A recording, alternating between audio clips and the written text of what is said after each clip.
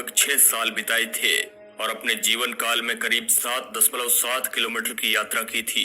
और अपनी यात्रा के दौरान इस अंतरिक्ष मुसाफिर ने कई परेशानियों का सामना किया और अपने जीवन काल में इसने मंगल ग्रह से हजारों तस्वीरों को पृथ्वी पर भेजा और कई महत्वपूर्ण खुलासे किए, जिसने वैज्ञानिकों के मंगल ग्रह को देखने का नजरिया ही बदल दिया। तो दोस्तों, आज की इस वीडियो रिपोर्ट में हम स्पिरिट रोवर की पूरी यात्रा को रियल फुटेज के साथ करने वाले हैं, जहां हम एक भी एनिमेशन का प्रयोग इस वीडियो में नहीं करेंगे, बल्कि पूरा का पूरा रियल फुटेज आपको दिखाएंगे। आज के इस वीडियो का लाइक टारगेट 30,000 है। तो चलिए आज के इस वीडियो में हम 6 साल लगातार मंगल ग्रह पर बिताते हैं और महसूस करते हैं मंगल ग्रह की दुनिया को। हेलो दोस्तों, मैं हूं आपका दोस्त सुरेश सांचोरी। आप रहस्य टेलीविजन यूट्यूब चैनल देख रहे हैं। हमारी यात्रा की शुरुआत होती है 4 जनवरी 2004 से। स्पिरिट रोवर मंगल ग्रह की सतह पर एक जोरदार धमाके के साथ गिरता है। फिर इसके बाद यह रेस्ट में आने से पहले अपने एयर बैग्स के साथ 28 बार बाउंस करता है। ये अपने टारगेटेड साइट गुस्सेव क्रेटर से 13 किलोमीटर दूर जाकर रुकता है। नासा की टीम इस जगह को अनौपचारिक रूप से कोलंबिया मेमोरियल स्टेशन नाम देती है। नासा की टीम इस जगह को ये नाम उन एस्ट्रोनॉट की याद में देती है जो साल 2003 में कोलंबिया हादसे में मारे गए थे। अब मंगल ग्रह पर लैंड करने के बाद स्पिरिट पहली बार अपनी आंखें खोलता है और इसने सबसे पहले मंगल ग्रह की यह तस्वीर खींची। ये उस समय की किसी और ग्रह पर ली गई हाईएस्ट डेफिनेशन की पिक्चर थी। इसके बाद ये मिशन अगले कुछ दिनों तक सही तरीके से चलता है, लेकिन फिर अचानक कुछ बदलता है। तारीख थी 21 जनवरी। स्पिरिट अब मंगल ग्रह पर 17 दिन बिता चुका था और तभी अचानक नासा का इस रोवर से संपर्क टूट जाता है। लेकिन अगले ही दिन रोवर नासा को एक बीप का साउंड भेजता है। वह कंफर्म करता है कि उसे पृथ्वी से भेजा हुआ एक सिग्नल मिला है। इसके साथ ही यह भी बताता है कि उसके अंदर कुछ खराबी है। रोवर के इस सिग्नल से वैज्ञानिकों ने अंदाजा लगाया कि यह रिबूट लूप में फंस चुका है, जिसका मतलब था कि यह बार बार अपने आप बंद और चालू हो रहा है। नासा ने इस रोवर को इस हिसाब से डिजाइन किया था कि यह अपने आप रीस्टार्ट हो सके, लेकिन इस फॉल्ट के कारण वैज्ञानिकों को डर था कि रोवर इस खराबी के कारण अपनी पूरी एनर्जी खो देगा और ओवरहीटिंग के कारण काम करना बंद कर देगा। ये फॉल्ट इतना सीरियस था कि नासा अब लगभग ये उम्मीद छोड़ चुका था कि स्पिरिट मंगल ग्रह पर आगे बढ़ पाएगा। लेकिन खुशकिस्मती से जब स्पिरिट का मंगल ग्रह पर 19वां दिन था, तभी नासा अनाउंस करता है कि स्पिरिट की रिपोर्ट में खराबी नहीं है, बल्कि खराबी इसकी फ्लैश मेमोरी में है, जो कि एक सॉफ्टवेयर एरर है और इसे रोवर की फ्लैश मेमोरी को फॉर्मेट करने से सही किया जा सकता है। 32वें दिन स्पिरिट को सही कर दिया जाता है और अब ये वापस अपने मिशन पर लौट चुका था। अब इसकी ऑपरेटिंग टीम का अगला लक्ष्य था इसके रॉक एब्रेशन टूल यानी कि रेट का यूज करना। इससे पहले मंगल ग्रह की चट्टानों का कभी भी इतना नजदीक से निरीक्षण नहीं हुआ था। दुनिया मंगल ग्रह की चट्टानों के बारे में जानने के लिए बेसब्री से इंतजार कर रही थी। स्पिरिट ने अपने माइक्रोस्कोपिक इमेजर और स्पेक्ट्रोमीटर्स की मदद से एक पीसी हुई चट्टान के पाउडर की जांच की। इसके बाद इस रोवर ने कंफर्म किया कि यह चट्टान मंगल ग्रह पर हुए ज्वालामुखी विस्फोटों के कारण बनी है। इसके बाद ये मुसाफिर अपनी यात्रा को आगे बढ़ाता है और निकल पड़ता है एक दूसरी चट्टान की तरफ, जिसका नाम था हम्फ्रे। 5 मार्च को इस चट्टान की पूरी इन्वेस्टिगेशन करने के बाद नासा घोषणा करता है कि स्पिरिट ने मंगल ग्रह पर पानी के निशान ढूंढ लिए हैं। ये चट्टान ऐसे मिनरल से बनी थी जो आमतौर पर पानी के बहाव वाली जगह पर पाए जाते हैं।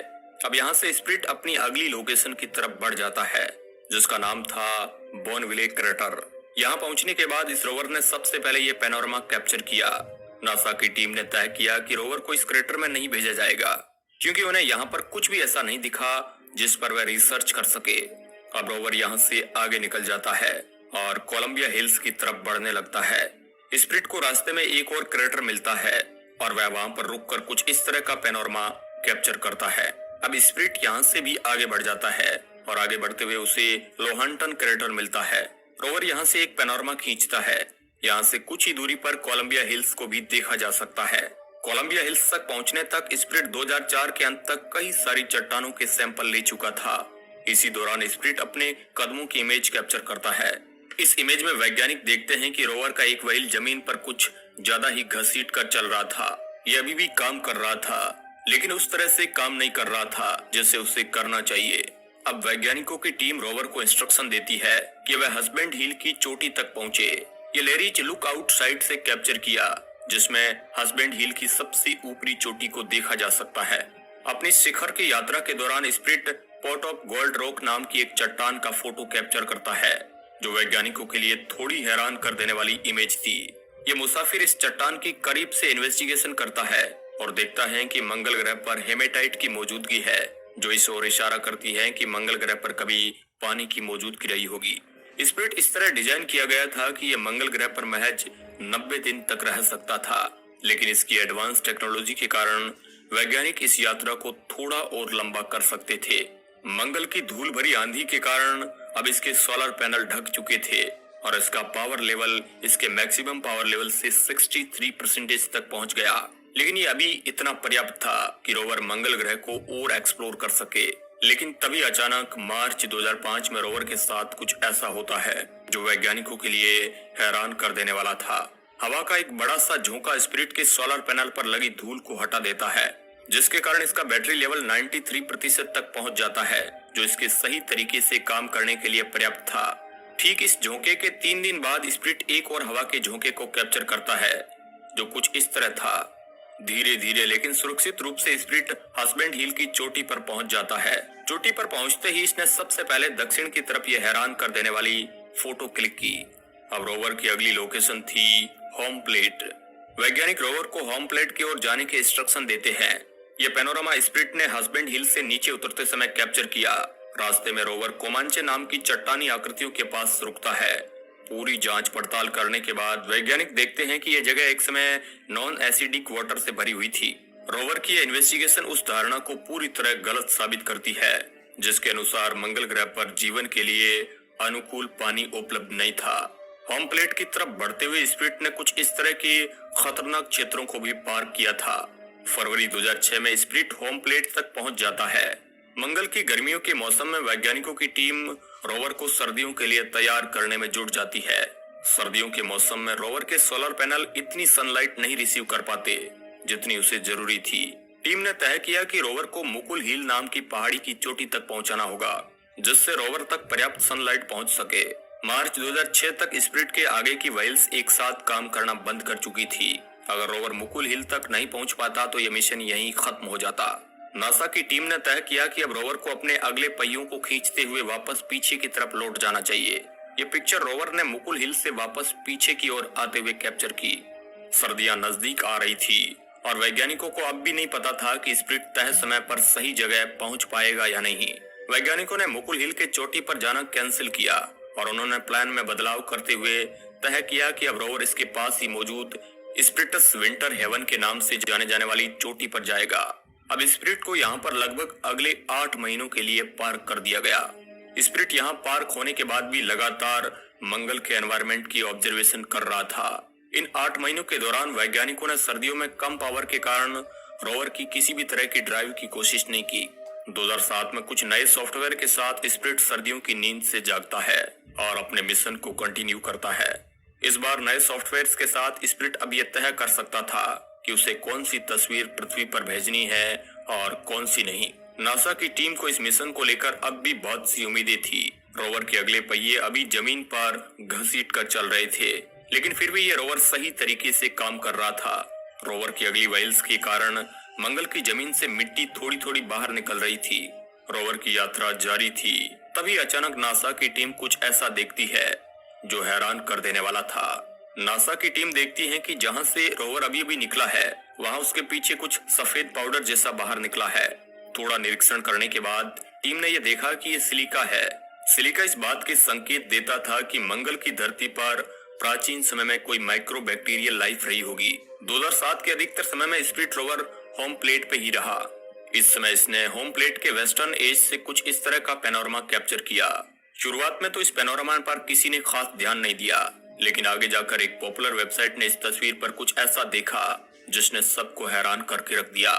इस पैनोरामा में एक जगह पर इंसान की तरह दिखने वाली एक आकृति दिख रही है।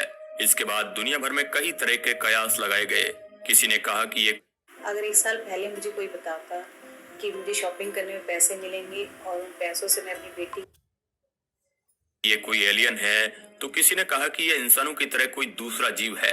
लेकिन इसके बाद वैज्ञानिकों ने इन सभी चीजों को नकार दिया और उन्होंने इसके पीछे का कारण बताया पेरेडोलिया थ्योरी को, जिसमें कभी कभी हम इंसानों को किसी चीज के होने का भ्रम होता है। जून 2007 के एंड तक मंगल ग्रह पर धूल भरे तूफान आने शुरू हो चुके थे।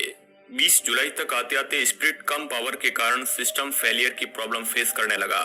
स्क्रीन पर दिख रही दोनों तस्वीरों में से पहली तस्वीर उस समय की है जब मंगल ग्रह पर तूफान नहीं आ रहे थे और दूसरी तस्वीर इस जगह के तूफानों के बाद की तस्वीर है। दोनों में फर्क साफ तौर पर देखा जा सकता है। रोवर की इन मुश्किलों के बाद नासा एक निराशाजनक पब्लिक स्टेटमेंट जारी करता है। नासा कहता है कि हम अपने रोवर्स को इस तरह रूट कर रहे हैं कि वे इस तरह के तूफानों में सरवाइव कर सके, लेकिन वे कभी भी इस तरह डिजाइन नहीं किए गए कि वे इतनी खतरनाक परिस्थितियों में रह सके। इस समय असली प्रॉब्लम थी स्पिरिट का हीटिंग सिस्टम। इस रोवर को इस तरह डिजाइन किया गया था कि ये खुद को इंटरनली हीट करता था, लेकिन इन तूफानों के कारण इसके सोलर पैनल पर धूल जम चुकी थी। इस धूल के कारण ये इतनी एनर्जी जनरेट नहीं कर पा रहा था कि खुद को गर्म रख सके। लेकिन खुशकिस्मती से अगस्त तक आते आते ये तूफान कम हो चुके थे और अब स्पिरिट को इतनी हीट मिल रही थी कि वह खुद को एक सेफ लेवल तक गर्म रख सके। नासा ने तय किया कि जब तक ये तूफान पूरी तरह शांत नहीं होते तब तक रोवर को स्लीप मोड में रखा जाएगा। लेकिन 10 नवंबर तक आते आते ये तूफान वापस आने लगते हैं और इस बार रोवर की बैटरी एक क्रिटिकल लेवल तक पहुंच चुकी थी। नासा को अब भी उम्मीद थी कि स्पिरिट इन तूफानों से निकल जाएगा और उसने रोवर के अधिकतर इंस्ट्रूमेंट बंद कर दिए ताकि इसकी पावर को सेफ रख सके। स्पिरिट अगले 3 महीनों तक इस तरह की परिस्थितियों में रहा और इस दौरान नासा की टीम लगातार ये कोशिश करती रही कि इसकी एनर्जी और इसके फंक्शन में इस तरह का बैलेंस सेट कर सके कि यह काम करता रहे। फरवरी 2009 में स्पिरिट को किस्मत का एक झोंका लगता है। एक हवा के झोंके के साथ इसके सोलर पैनल पर मौजूद सारी धूल साफ हो जाती है। अप्रैल 2009 तक आते आते इसकी और ज्यादा सफाई हो चुकी थी और अब इसकी पावर लेवल उस लेवल तक जा चुकी थी कि ये अपनी यात्रा वापस कंटिन्यू कर सके। लेकिन बदकिस्मती से जैसे ही नासा रोवर को वापस चालू करती है वैसे ही वह देखती है कि रोवर का एक व्हील मुलायम रेत में धंस चुका है। अब वैज्ञानिकों की टीम उस व्हील को निकालने में जुट जाती है। अपने इस मिशन को पूरा करने के लिए नासा पृथ्वी पर इसी रोवर के जैसा एक और अंतरिक्ष यान बनाती है और उसे भी इसकी सेम कंडीशन में रखा जाता है। ये रोवर गुरुत्वाकर्षण को बराबर करने के लिए स्पिरिट के मुकाबले थोड़ा लाइट वेट था। दुर्भाग्य से नासा की टीम अपने काम में असफल रहती है और रोवर वहीं फंसा रहता है। रोवर के एक जगह फंस जाने के कारण अब उसकी बैटरी भी धीरे धीरे कम हो रही थी और वैज्ञानिकों ने अनुमान लगाया कि मई 2010 तक उसकी बैटरी पूरी तरह खत्म हो सकती है। दोस्तों, रोवर के उस पहिए को वैज्ञानिक अभी भी निकालने में सफल नहीं हुए थे कि एक और नई मुसीबत आ जाती है। रोवर का एक और पहिया काम करना बंद कर देता है। अब इसके 6 में से सिर्फ 4 व्हील ही काम कर रहे थे। काफी महीने तक स्पिरिट को आगे बढ़ाने की कोशिश करने के बाद अब नासा की टीम ने तय किया कि वे इस मिशन को एक स्टेशनरी मिशन में तब्दील कर दे।